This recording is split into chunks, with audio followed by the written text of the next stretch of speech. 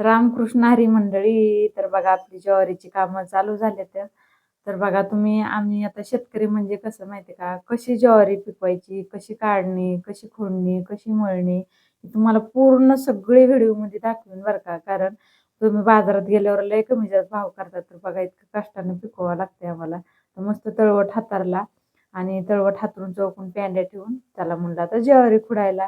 तर ज्वारी आपल्याला 2-3 दिवस काढायला गेली, तर वाळली की नंतर लगेच खुडायला चालू केली. तर अशा प्रकारे ज्वारी मोडून घ्यायची आणि कणसं कणसं असते ती मोडायची. मी काय करते, कात्रीचा वापर करते. कात्रीनं आमच्या बागातली कात्र आहे, तर त्या कात्रीनं वापर करीत असते कणसं खोडण्यासाठी.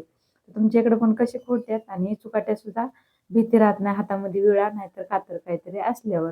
आणि पोत्यात टाकायची, पोतं भरलं की नेऊन खळ्यावर टाकायचं. तर एवढं कष्टाने पिकवावं लागते बघा आम्हाला ज्वारी. ज्वारी म्हणजे काय एवढं सोपं नाही बरं का, पेरली की मनानं निघली लगेच.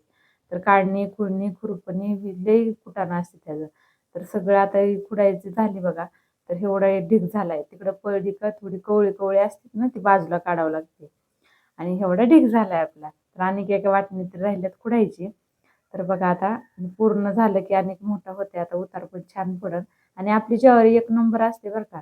आपली ज्वारी आहे का ना, पांढऱ्या बोंडाची दगडी ज्वारी आहे बघा. भाकरी तर अशा पांढऱ्या शुभ्र होत्यात आणि मस्तपैकी खळं फिळं आता चौकून लावलं होतं, कारण खडे पिढे जाऊन द्यायचे नाहीत. आमच्या ज्वारीमध्ये एक सुद्धा खडा नसतो बरं का, दळण करायची सुद्धा गरज लागत नाही. तर त्यासाठी बघा असा ढीग लावला होता. कसा आहे सोन्याचा ढीग, हे आहे शेतकऱ्याचं खरं सोनं बघा. कसं आहे मग. तर बघा लगेच मशीन आणली आणि मशीन आणली की पहिल्यांदा काय करावं लागतं, पूजा करावं लागते.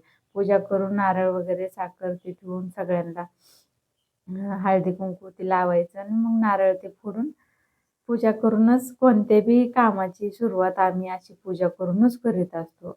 पहिले शेतकरी म्हणजे का ना, की नारळ फोडायचा आणि कामाची सुरुवात करायची.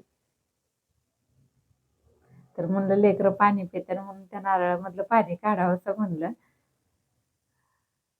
सगळं वेस्ट जाईल म्हणलं खाली वायाला. त्यामुळे म्हणलं माणसाचं कसं पोटात तरी जाईल ना, असं तर काय वायाला जाणार आहे खाली. मग त्या काकू त्या बसलेल्या आमच्या काकू, त्यांचीच मशीन आहे बरं का. त्या मशिनीच्या मालकीण येत्या या. तर त्यांना पण हळदी कुंकू लावलं, सगळ्यांना हळदी कुंकू लावूनच पूजा वगैरे करूनच कोणत्याही कामाला आपल्या कारभारीला पण कुंकू नियमाट वळली होती. कशी दिसायली आपल्या कारभारीची नियमाट. लगेच मशीन जोरात चालू केली की लगेच भरायला फिरायला चालू. तर म्हणजे काय झालं, मशिनीच्या म्हणजे सोयाबीनचं कसं असते, कोवळची कोवळं टाकावं लागतं. आणि ह्याचं कसं, ह्याच्यात जास्त काळ वगैरे नसते, त्याला सगळी धान्यच असते. त्याच्यामुळे पटपटा पाठीवर पाठी पाठीवर पाठी टाकायला म्हणजे राहावं लागते टाकीचं. आणि आपली जुनी मशीन आहे बरं का, तर ह्यानं एक नंबर ज्वारी येते बघा. जास्त बोंड फिंड येत नाही, काय नाही ह्या ज्वारीनं. आम्ही पहिल्यापासून ह्या ज्वारीनं भरत होतो. तर बघा आपलं हे सोनं, हे आहे शेतकऱ्याचं घामानं गाळलेलं सोनं, नुसतं पिकलेलं रात्र दिवस एक करून. तशी मग ज्वारी, दगडी ज्वारी आपली एकच नंबर. भाकरी तर अरे वा, इतक्या छान वाटतात.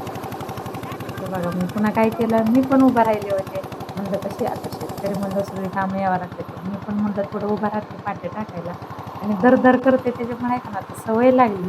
त्यामुळे एवढी काय भीती वाटत नाही. प्रत्येक वेळेस मशीन आधी भरडायला चालू असते आमचं हे.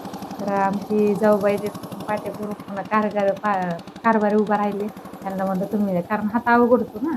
त्यामुळे बारीबारकीने सगळेजणच उभा राहून पाट्या टाकीत होते. कसं सगळे एकावरच लोड म्हणून नाही बरं का, आमच्या घरातले सगळे आम्ही कामं मिळूनच करीत असतो. आणि कुणावरच एकावर लोड जास्त नसतो. तर सगळी बारीबारकीने केलं म्हणजे कुणाला थकवा वाटत नाही जास्त. ती आणि त्याला उभं राहायचं होतं, पण तिचा जास्त हात पुरत नाही म्हणून तिला म्हणलं नको. ते कधी उभं राहिले, मी भैया कधी उभं राहिले आणि पप्पांची आमची पोती काढायला होती. तर बघा आपल्या इकडे आता 3 ठिके भरलेले होते. आणि आणि कृष्णारी मंडळी, तर बघा आता ज्वारी आपली काढून खुडून झाली आणि भरडून पण टाकली लवकर बरं का. कारण का, पाऊस आहे का ना गरजत आहे, पाऊस येत आहे, आबाळ येत आहे, त्यामुळे आहे का ना पटदिशीनं उरकून टाकलं. कारण का एवढी मेहनत केलेली, पाऊस तर आला ना तर ही सगळी ज्वारी काळी भंगार दिसन. त्याच्यामुळे काय केलं, मस्तपैकी भरडून टाकली आणि उतार पण छान पडला. आणि ज्वारी कसली एक नंबर आहे बघा, मोठी मोठी ज्वारी, सोन्यापेक्षा भारी पिवळं पांढरी शिपट दिसती नुसती ज्वारी. भाकरी तर काय एक नंबर होत्या, लय भारी लागते. कशी